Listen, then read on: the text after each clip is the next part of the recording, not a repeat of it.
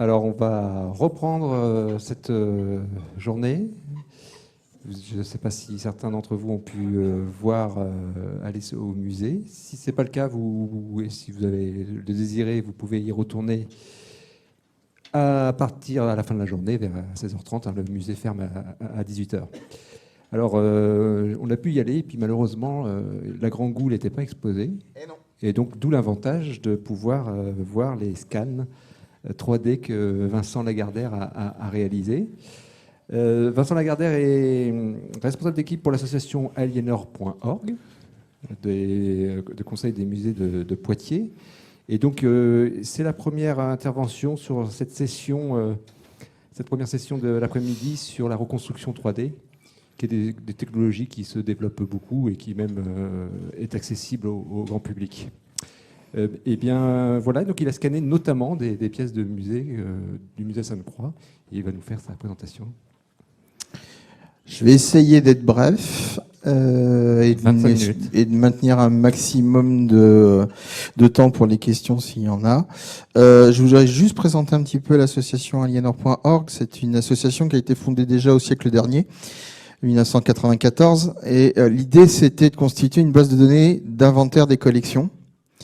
Il y avait des logiciels qui existaient sur le marché, mais ils n'intégraient pas l'image.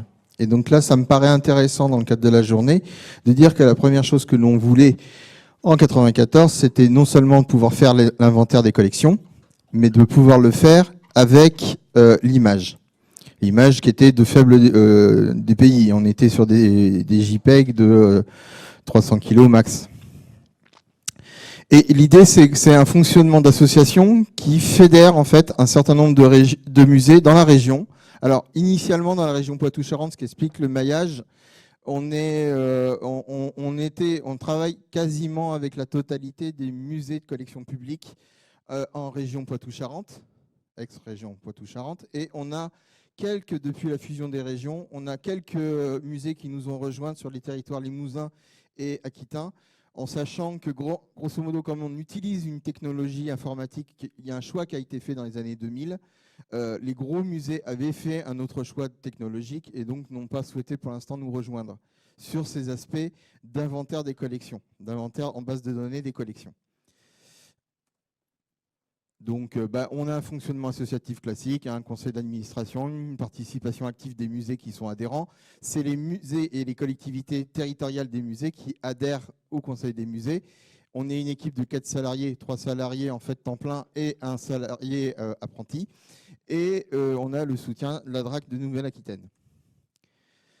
Donc notre credo, effectivement, c'est cette base de données des collections. On travaille aussi à une mise en ligne au public à travers un site qui s'appelle le site alienor.org, dans lequel on va retrouver l'inventaire et des fiches, donc une partie émergée de l'iceberg, donc une partie des fiches qui sont publiées au public, donc actuellement 65 000 fiches, notices d'œuvres, et donc ça c'est au bon vouloir de chaque musée de mettre en ligne ou non une partie ou une totalité de leur collection, et ce n'est qu'une partie en fait, systématiquement. On fait un peu de blogging avec des articles, etc. Et on fait des campagnes photos pour eux. Moi, à la base, j'ai une formation Beaux-Arts, plus particulièrement centrée autour de la photo. Et on s'est intéressé à la 3D quand on a pensé que ça nous était accessible. Ça nous était accessible financièrement et ça nous était accessible techniquement. Donc, on est vraiment dans une logique de diffusion au grand public. Et l'origine du projet de 3D s'est fait autour d'une idée qui était la région voulait nous faire travailler avec Google à travers le Google Art Project. On n'a pas voulu. On n'a pas voulu pour la simple et bonne raison, c'est que tout ce qui est fait par Google Art Project est propriété de Google. Et donc on voulait fortement être maître d'œuvre de notre proposition. Et on savait que Google Art allait s'intéresser à des musées prestigieux ou des collections prestigieuses. Je pense par exemple à la maison de Pierre Loti à Rochefort ou dans les musées tête de pont en fait, de la région. Je ne pense pas qu'ils allaient s'intéresser à des plus petits musées, des musées plus modestes qui sont pourtant adhérents chez nous. Or, nous, on voulait servir tout le monde. Donc l'idée de départ, ça a été de servir tous nos adhérents. L'idée de départ, ça a donc été de réaliser une sorte d'écrin en 3D d'un musée virtuel qui contiendrait un certain nombre de collections. Et on voulait que ces collections, donc, ce soit autant de la 2D que de la vraie 3D. Et donc, on a commencé à travailler sur cette idée-là. Donc, on a fait de l'acquisition de matériel. Donc, vous avez, on a fait un certain nombre de tests. Je reviendrai dessus. On a fait des tests en photogrammétrie. Et on a assez vite fait le choix de l'achat de 2 logiciels du marché qui étaient portés par les Ukrainiens Artec et qui sont les logiciels Spider et Léo. Pas Léo, pardon. Léo, c'est un nouveau. Eva et Spider. Donc, en voici un. Le Spider. Grosso modo, j'ai pris une petite... alors, je peux vous passer une petite vidéo vite fait du rendu. Alors, c'est consultable, hein, gratuitement en ligne. Il y a quand même un temps de chargement du musée 3D qui fait à peu près 2 Go 9. Donc, si vous allez à fibre, c'est mieux. Mais voilà ce qu'on avait commencé à présenter. Donc un musée à ciel ouvert, on s'affranchissait un peu de toutes les problématiques de contraintes. Donc ça c'est la maison de Pierre Loti, la mosquée, qui était là pour le coup un prestataire qui nous a donné ses sources. Donc ça c'est donc visitable sans plugin, avec un navigateur et un bon PC de 2 Go de téléchargement pour y accéder. C'est quelque chose qui n'a pas vocation à évoluer, à être maintenu. Donc, on poursuit en fait les numérisations 3D hors de ce système-là. Et donc là, j'ai une petite vidéo qui vous montre grosso modo ce qui se passe.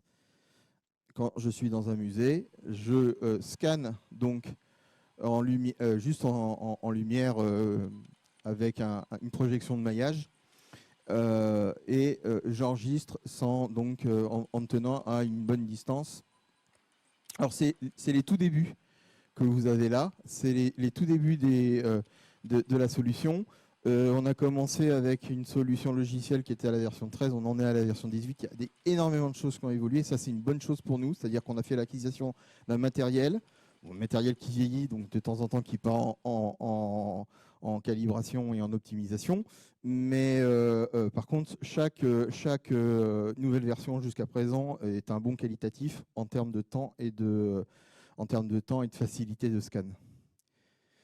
Quand j'ai commencé à scanner des objets, je faisais, si j'arrivais à 3 objets par jour, j'étais heureux. Aujourd'hui, je peux arriver à une dizaine d'objets quand ils ne sont pas très problématiques. Je reviendrai sur les histoires de problématiques. Voilà.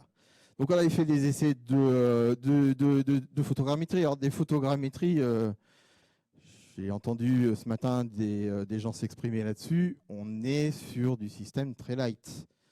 Essayer d'avoir un environnement éclairé, homogène, et tourner autour de l'objet dans un certain nombre de passes, voilà, avec du matériel classique de prise de vue photo. On a des bons rendus sur les textures, ça c'est meilleur qu'avec ces technologies de scan. Par contre, en termes de maillage, moi je préfère largement ce que j'arrive à obtenir avec mes scans. Donc les 2 scanners, donc, ils sont présentés ici. Juste sur les précisions techniques, le Spider est dit à une précision de 0,05 mm sur une résolution de 0,1. Précision de 0,1 mm pour le EVA. Grosso modo, le EVA me permet de faire des objets qui sont de taille humaine jusqu'à... on peut imaginer arriver à faire un petit véhicule. Le Spider va me permettre de descendre sur des objets qui sont grosso modo de 50 cm jusqu'à, mettons, une dizaine, 5-10 cm. Ils ont sorti maintenant des scanners qui permettent de faire des tout petits objets de la joaillerie. Et les très très gros formats, c'est un autre scanner, c'est le Léo dont je parlais. Bon, et on n'a pas le budget pour se les offrir par contre. Donc on est... Alors, peu d'intervention sur l'objet. À partir du moment où, grosso modo, l'objet est posé, je tourne autour. Ou je mets l'objet sur un plateau tournant et c'est lui qui tourne. Il y a quand même, l'idée, c'est d'essayer de couvrir, je ne sais pas si vous connaissez ces technologies de scan, et grosso modo, je lance une séquence, je capte en tournant autour, et j'enregistre un fragment de sa surface. Et en fait, je vais multiplier ces fragments-là que je vais associer par la solution logicielle qui va avec. Le truc, c'est que si on veut vraiment le moindre repli, le moindre contour, et la base, et le dessous, etc., il faut à un moment donné bouger l'objet. Donc l'objet, il a deux problématiques. C'est que soit, si je le bouge, il se déforme, et si c'est déformé, c'est mort. Et donc il ne faut pas que ce soit un objet de type textile, ou alors je vais le scanner sans pouvoir en faire le dessous. Et puis, l'autre problématique, c'est la fragilité potentielle de l'objet. Donc, il y a quand même un petit peu de manipulation à prévoir, même si ce n'est pas la manipulation directe de l'objet. Et donc ça, pour les musées, ça peut être problématique. Et bien entendu, aucune intervention sur la surface, c'est-à-dire que dans l'industrie, s'ils ont besoin de scanner un objet qui est brillant, ils vont le matifier avec des bombes. C'est hors de question que nous, on procède ainsi. Or, c'était la meilleure solution qui nous permettait quand même de faire des surfaces difficiles, noires, brillantes.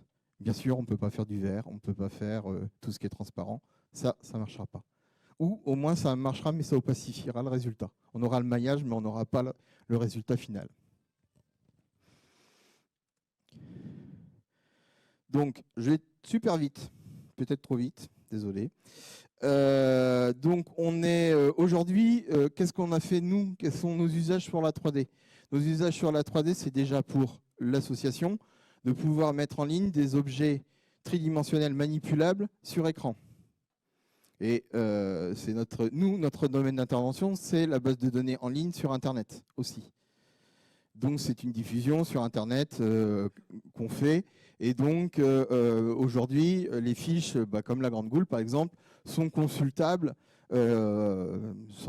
librement à travers... Alors, on utilise un prestataire, en fait, une sorte de YouTuber que vous connaissez peut-être, qui s'appelle Sketchfab, l'équivalent de YouTube pour la 3D, dans lequel on met nos modèles.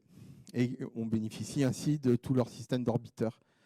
Et on n'a pas besoin de faire ce développement-là. Ce développement, on l'a quand même fait, et je reviendrai après. Donc, on a fait des essais. Donc, c'est celui-là qui contient du bronze, de la poudre de bronze, et qui avait été travaillé pour être patiné, et qui avait une certaine lourdeur. Donc, ça, on a fait quelques essais de sortie 3D en impression 3D. On s'est rendu compte que c'était très long quand même, et que nous, on allait avoir du mal à fournir à la demande. Mais on sait que certains de nos musées ont fait faire des modélisations 3D à des fins de médiation, ont sorti des facsimilés, grosso modo. Et aujourd'hui, Cocorico, sur Sketchfab, on est très bien positionné sur la liste des muséums. On est bien sûr derrière le British Museum, mais là, ça, je ne vois pas comment on peut faire, c'est une grosse Bertha. Grosso modo, on arrive en 5e position devant le RMN Grand Palais. On propose les maillages en Creative Commons. Tous les maillages sont proposés en Creative Commons.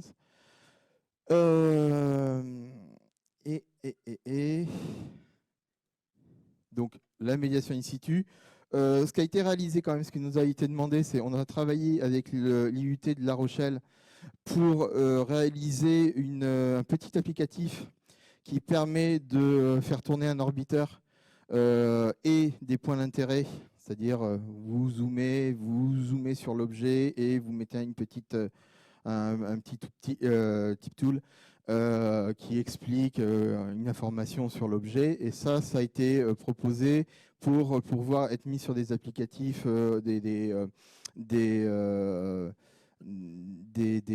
smartphones ou des tablettes numériques à la disposition du public en mode déconnecté, puisque là, tout ce qui se fait sur Sketchfab demande une connexion Internet. Et donc, on nous avait demandé de travailler hors ligne. ça c'était pour les musées. Et on a quand même des demandes qui sont un peu plus scientifiques. Et j'ai mis une illustration en bas avec, actuellement, je réalise un inventaire en 3D de crânes de mammifères marins pour le compte du Muséum de La Rochelle. On arrivera à une 50aine de modèles à peu près. Voilà. J'ai fait super court, non? C'est super. Ça permettra de... Vous êtes en retard. Oui, alors, pour ceux qui... Pour ceux qui... Oui, vas-y. Ah, juste un truc. J'avais sorti ça. J'avais sorti ça avec le scanner Spider pour expliquer que grosso modo, chaque fois que j'interviens, je passe à peu près 30 minutes à calibrer. Et donc, je pensais à l'intervention précédente où j'ai une grille de calibration où je prends une vingtaine de mesures, où j'attends qu'il se fasse 8 minutes, etc. pour qu'il corrige, puisque chaque fois que je trimballe en voiture et que je prends un dodan, il faut le recalibrer. Ça reste une solution hyper portable. C'est aussi ce qui nous intéressait. Hyper polyvalente, sauf donc objet de verre, objet transparent. Je vais jusqu'à scanner de l'argent, je vais jusqu'à scanner des objets dorés. Objet d'argent, c'était par exemple un objet de procession liturgique, à Bressuire. Alors, la texture est dégueulasse. Le maillage est parfait, la texture est dégueulasse. Et dans ce cas-là, en fait, je triche. Je repeins avec substance, je repeins l'argent en argent, puisque c'est censé être de l'argent nickel chrome, et que là, on n'est pas à la recherche du petit défaut, de la petite imperfection, etc. Par contre, c'était aussi par rapport à la précédente intervenante, nos projets, grosso modo, font dans les 3-4 gigas de sources que l'on conserve, parce qu'on est très conservateur dans les musées. Et donc, c'est stock. Et par contre, pour sortir des maillages qui sont, pour le net, autour d'une centaine de mégas max. 3 millions de polys max. Et que je décime parfois. Voilà. Merci. Oui, alors pour préciser, pour ceux qui ne sont pas allés au musée Sainte-Croix, il s'agit d'un buste de Camille Claudel en terre cuite. Quelle échelle de réduction? 1/4? C'était l'échelle, c'était le max possible. C'était le max possible de l'imprimante, c'est-à-dire de l'imprimante qui était utilisée à ce moment-là. Donc, je n'ai pas l'échelle en tête exacte, sachant que grosso modo, elle est comme ça, et que celle-là est obtenue à partir d'une photogrammétrie. Et donc, j'ai une question par rapport à ça. Ouais. Alors, je ne suis pas complètement au fait des dernières imprimantes 3D, mais là, on ne voit pas du tout de traces. Si. Si, il faut s'approcher. Ah oui, Il d'accord. faut s'approcher. Voilà. Elles y sont, on voit les stries, on les sent même au toucher. Ah oui, je ne les voyais pas d'ici. Ces stries-là, si ça avait été repoli après. Normalement, ceux qui sont branchés à impression 3D vont vous dire qu'il faut réappliquer un produit pour tout ça, pour gommer toutes ces aspérités-là, etc. Oui. Ils font ça, je ne sais plus si c'est à base d'acétone ou... Mais non, elles sont hyper visibles au contraire. Hein. Ouais. On peut le faire circuler peut-être? On peut le faire Oui. Ouais. Comme ça. En fait, l'idée à un moment donné, c'était on réfléchissait sur la possibilité d'une mise en place d'accessibilité de ces objets-là à destination d'un public non-voyant, etc. On avait rencontré des gens de l'association Valentin Huy et ils trouvaient ça intéressant, mais ça, c'est le coût de labeur. Enfin, pour nous, c'est hors de portée, quoi. Peut-être qu'ils s'y sont mis, mais là, je parle on était en 2000, quand on a commencé à en parler, on parlait de 2016-2017. Hein. Ils s'y sont mis. D'accord. Ah oui, c'est pas tout à fait la même chose. Alors, c'est une Ouais. J'ai vu des choses qui ressemblaient à ça, mais enfin pour moi c'était vraiment une mise en relief entre guillemets. Ouais, d'accord. est-ce qu'il y a des questions ou des remarques sur cette... Alors, plein de questions. Alors, on va commencer par Christophe. Oui, j'avais une question sur le temps. En fait, tu parles de 10 objets par jour. C'est l'acquisition et après en post-traitement, etc. En post-traitement, c'est vraiment hyper variable et franchement, on gagne du temps à chaque fois. Et moi, j'essaye, en moment où je pars, d'être à peu près sûr que j'ai tout couvert, que j'aurai pas de mauvaise surprise. Ça arrive. Ouais, Ça arrive quand même que de temps en temps, ah merde, il y a un trou, il faut que je revienne. Mais ça devient de plus en plus rare. Et grosso modo, c'est un pour un, quoi, je dirais à peu près, le post-traitement derrière la prise de... Mais c'est extraordinairement variable. Je dirais les objets qui me sont le plus durs à scanner aujourd'hui sont des objets dont les volumes, dont le XYZ est complètement pété, c'est-à-dire on va avoir un fusil qui est très très long, oui, qui est super fin. Ça, ces technologies-là, elles n'aiment pas, hein, parce qu'il y a une correction de défaut, de repères, en de fait. déviance, et voilà, il paume ses repères, etc. D'accord. Et donc, du coup, excuse-moi, je n'ai pas entendu. Ouais. Alors, du coup, c'est sur Un un pour statut un. comme ça. Un pour un. Oh, ça c'est. Alors, ces objets-là, les statues, les trucs en terre cuite, etc., c'est vraiment rapide. C'est ce qui est le plus rapide. Non, là où je vais galérer, c'est que dès que j'ai un objet brillant ou sombre, Ouais. un bronze super patiné noir, là, je vais être obligé de monter à fond c'est comme si, grosso modo, en appareil photo, je montais dans les ISO et je vais avoir énormément de parasites, de mouches, etc., qu'il faut d'abord débruiter, etc. Et là, là, ça peut être lourd.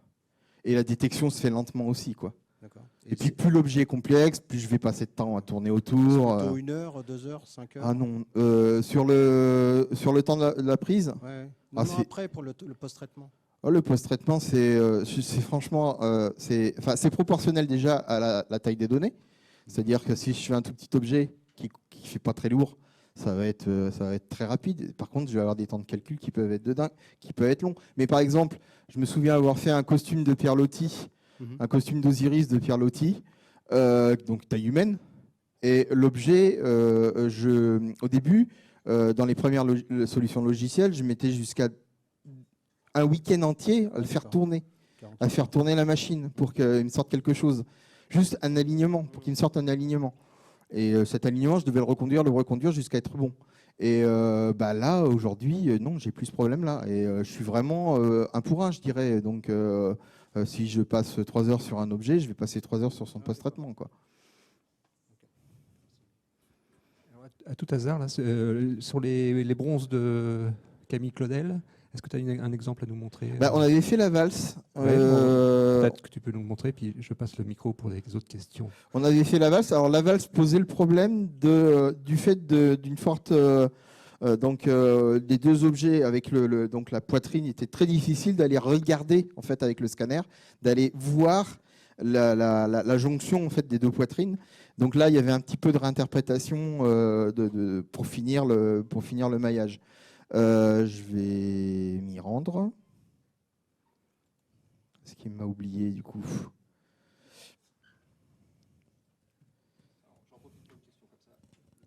Oui, c'est une question plutôt sur le stockage des données et la diffusion des données.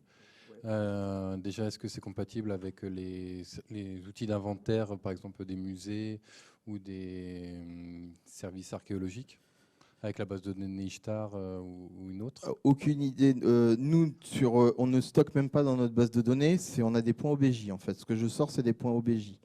Donc, est-ce que les points OBJ sont compatibles? On pourrait, ce qu'on pourrait stocker sur notre base de données, c'est un zip, grosso modo, qui contient la ressource. Après, c'est là où je suis dans Sketchfab. Et dans Sketchfab, c'est là que je dépose mes données. Si je fais Aliénor. Ma question, c'était justement sur le deuxième point, sur Sketchfab, sur le stockage. Voilà, c'est des serveurs Amazon en Irlande et qu'il y a toute la question des données.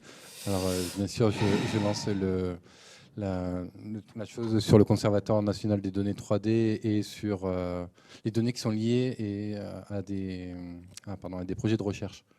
Est-ce qu'ils pourraient ne pas être stockés ailleurs que sur une plateforme? Si vous me trouvez un orbiteur qui me permette de remettre l'objet, de faire son éclairage, d'avoir la qualité, et on le fait on n'a pas de budget là-dessus.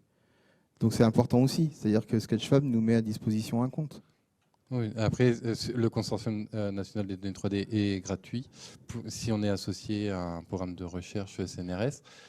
C'est 3D Hop et c'est Poterie, pour l'instant, qui sont installés dessus. Il y aura peut-être le Smithsonian, j'arrive pas à le dire, qui sera installé aussi. Il y en aura 3 viewers open source qui seront dessus.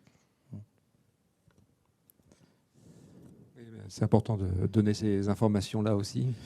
On n'a pas voulu Non, mais- on n'a pas voulu participer au Google Art Project, ce que je disais en introduction. Après, c'est le nerf de la guerre, c'est aussi les finances. Et j'ai pas de projet ce projet-là, il est plus lié à un projet de recherche derrière. Et il est maintenant, on est autonome et on continue à utiliser en fait le matos qu'on a pu acquérir dans le cadre du projet Musée 3D au TPU, quoi.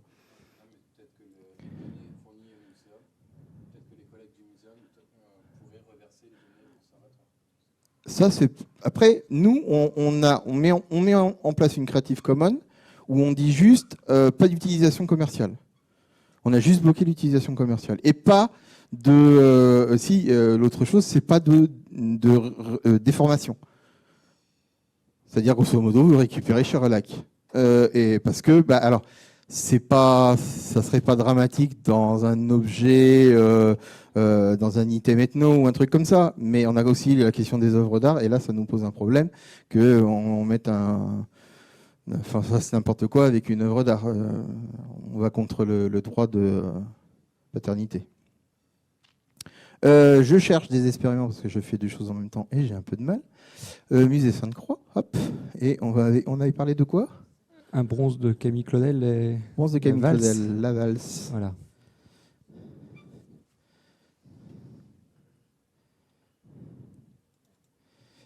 C'était juste que j'aimerais avoir Accept All, voilà, merci, pour pouvoir voir quelque chose.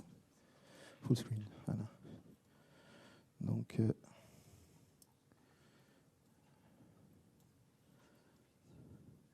on était dans notre première numérisation, et je pense que même aujourd'hui, j'arriverai à des choses plus fines en termes de détails. Parce que le bonhomme, il se forme aussi quand même. Il a un peu d'expérience maintenant. L'interprétation, elle va se situer à ce niveau-là. Là. C'est là où c'était un peu délicat d'aller chercher l'angle et de trouver. Hein? Ouais.